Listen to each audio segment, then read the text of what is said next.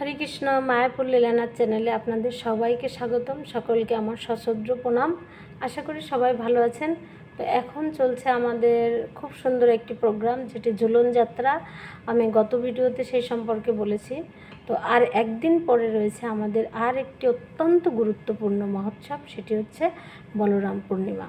তো এই বলরামকে এবং কিভাবে আমরা তার আরাধনা করতে পারি এবং বলরামের নিকট আমাদের কি প্রার্থনা আছে, সেটা আজকে আপনাদের সাথে আমি শেয়ার করব। তো শাস্ত্রে বলা হয়েছে কি যে ব্রজেন্দ্র নন্দন যেই শচী সুত হইল সেই বলরাম হইল নিতাই। অর্থাৎ ব্রজেন্দ্র নন্দন, ব্রজে যে নন্দের নন্দন ভগবান শ্রীকৃষ্ণ, তিনি এই কলিতে শ্রীধাম মায়াপুরে এই অন্তর্দ্বীপে তিনি কী হয়েছেন না, শচী মাতা এবং জগন্নাথ মিশ্রের পুত্ররূপে তিনি আবির্ভূত হয়েছেন নিমাই পণ্ডিত বা চৈতন্য মহাপ্রভু। আর বলরাম হইল নিতাই, বলরাম কী হয়েছেন, নিত্যানন্দ প্রভু হয়েছেন, যেটি বীরভূমতে তিনি আবির্ভূত হয়েছেন। তো এই বলরাম হচ্ছেন গুরুতত্ত্ব। বলরাম প্রথম প্রকাশ, ভগবানের প্রথম প্রকাশ হচ্ছেন বলরাম। তিনি ভগবানের প্রথম প্রকাশ, তিনি আদি সংকর্ষণ এবং তিনি শেষনাগ। এবং ভগবানের সেবাতে যা কিছু ব্যবহৃত হয়, সেবক উপাদান যা কিছু, সবই হচ্ছে বলরাম তত্ত্ব। আর আমরা যে সমস্ত জীবেরা ভগবানের কাছে ফিরে যাওয়ার জন্য ভগবানের সেবায় যুক্ত, কারণ জীবের স্বরূপাই কৃষ্ণের নিত্য দাস, দাসের কর্তব্য প্রভুর সেবা করা। তো আমরা যারা ভগবানের সেবাতে যুক্ত হতে চাই, নিজেকে ভগবানের সেবায় যুক্ত করতে চাই, ভগবানের যে কোনো সেবা আপনি করতে চান না কেন, সেটি গুরুদেবের নির্দেশ অনুসারে হতে হবে।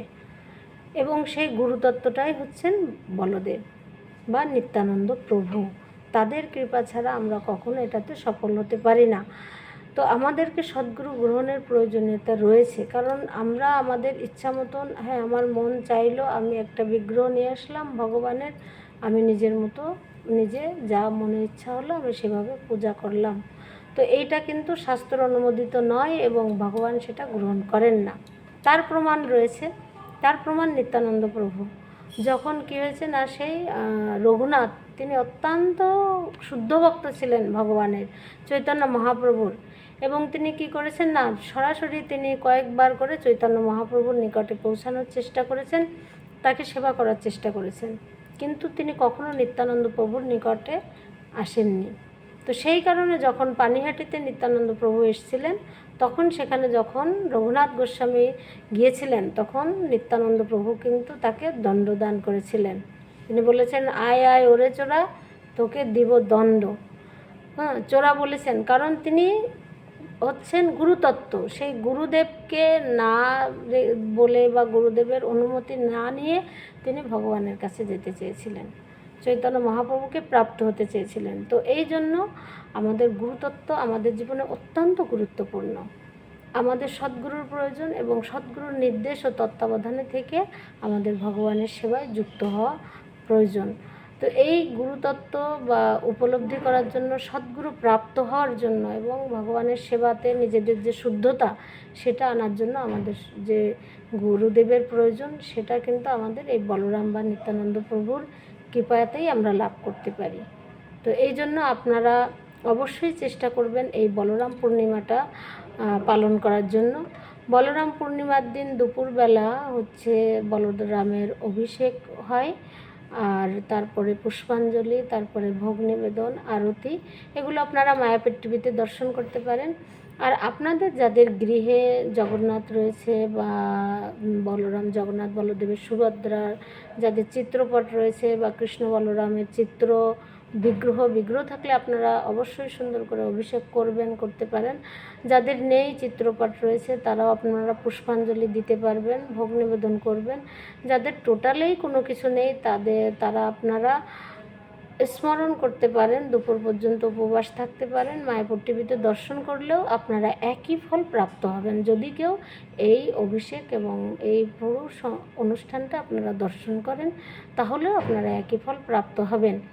তো বলদেব কিন্তু কি বলে, কদম্ব ফুলের মালা খুব পছন্দ করেন, ওনার খুব পছন্দ। আর হচ্ছে বলদেবের পিঠাট খুব পছন্দ। তো তো আপনারা এভাবে ভগবানকে সুন্দর সুন্দর মালা তৈরি করে পরাতে পারেন, ভগবানের জন্য সুন্দর ভোগ রন্ধন করে তাকে দিতে পারেন। তো বলদেব হচ্ছেন কিন্তু সমস্ত আমাদের যে বল প্রদানকারী। তো বলটা হচ্ছে কি না, জাগতিক বা শারীরিক বল নয়, আধ্যাত্মিক বল, পারমার্থিক বল প্রদানকারী হচ্ছেন বলদেব। তো আমাদের যদি ভক্তি জীবন বা আধ্যাত্মিক জীবনে যদি আমাদের সেই ভগবানের সেবা করার শক্তির প্রয়োজন হয় বা সুবুদ্ধি যেটা আমাদের রয়েছে সেটা করার প্রয়োজন তো থাকে, তবে অবশ্যই আমাদের বলরামের এই আরাধনা করা উচিত। আপনারা সকলে এটা করবেন আমি আশা করি। এবং আপনাদের নিকটবর্তী যারা এই সম্বন্ধে জানে না, যদি আপনি ভিডিওটি দেখে থাকেন তাহলে আপনি অবশ্যই এই ভিডিওটি তাদের কাছে পৌঁছে দেবেন যারা এটা সম্পর্কে জানে না। এবং যদি আপনাদের এই সম্বন্ধে কোনো প্রশ্ন থাকে আপনারা করতে পারেন। তো আপনারা আশা করছি সকলেই এই বলরামের কৃপা আশীর্বাদ লাভ করবেন এবং সদ্গুরুর তত্ত্বাবধানে থেকে ভগবানের সেবা করার যে প্রার্থনা সেটা বলদেবের কাছে আপনারা করবেন এবং বলদেবের কৃপা আশীর্বাদ আপনারা সকলে প্রাপ্ত হবেন। তো হরে কৃষ্ণ, প্রণাম সকলকে।